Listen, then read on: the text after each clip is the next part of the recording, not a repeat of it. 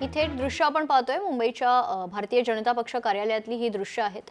बंगालमध्ये भारतीय जनता पक्षाला मिळालेल्या घवघवीत यशानंतर आता महाराष्ट्रात देखील सर्वत्र जल्लोष पाहायला मिळतोय। स्वतः मुख्यमंत्री देवेंद्र फडणवीस पदाधिकारी आणि कार्यकर्त्यांसोबत या जल्लोषात सहभागी झालेले आहेत। विशेष म्हणजे पश्चिम बंगालच्या निवडणुकीत चर्चेत असलेला एक महत्त्वाचा विषय म्हणजे बंगालची प्रसिद्ध झालमुरी याचा आस्वाद घेताना आपल्याला मुख्यमंत्री देवेंद्र फडणवीस पाहायला मिळतात आणि ज्या प्रकारे पश्चिम बंगालमध्ये नरेंद्र मोदींनी सुटे पैसे त्या झालमुरी विक्रेत्याला दिले होते त्याच प्रकारे मुख्यमंत्री देवेंद्र फडणवीसांनी देखील या झालमुरीचे पैसे आता दिलेले आहेत आणि स्वतः मुख्यमंत्री देवेंद्र फडणवीस झालमुरीचा आस्वाद घेताना या ठिकाणी पाहायला मिळतात। खरं म्हणजे पंतप्रधान नरेंद्र मोदी यांच्या त्या झालमुरीवाल्या त्या प्रसंगाचा व्हिडिओ सोशल मीडियावर प्रचंड व्हायरल झाला होता।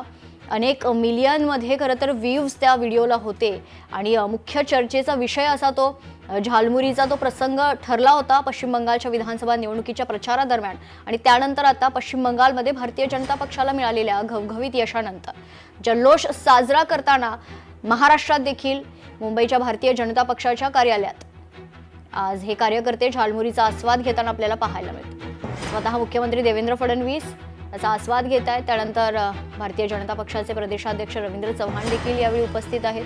भारतीय जनता पक्षाचे सर्वच ज्येष्ठ पदाधिकारी आणि कार्यकर्ते यावेळी या जल्लोषात सहभागी झालेले आहेत। मंत्री जयकुमार गोरे देखील या ठिकाणी पाहायला मिळतात।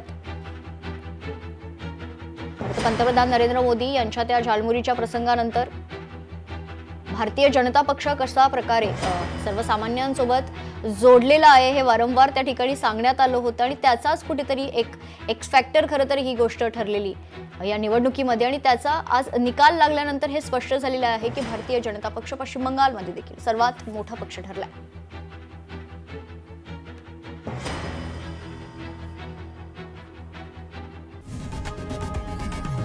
लोकशाही मराठी ऐका, पहा, जागरूक रहा।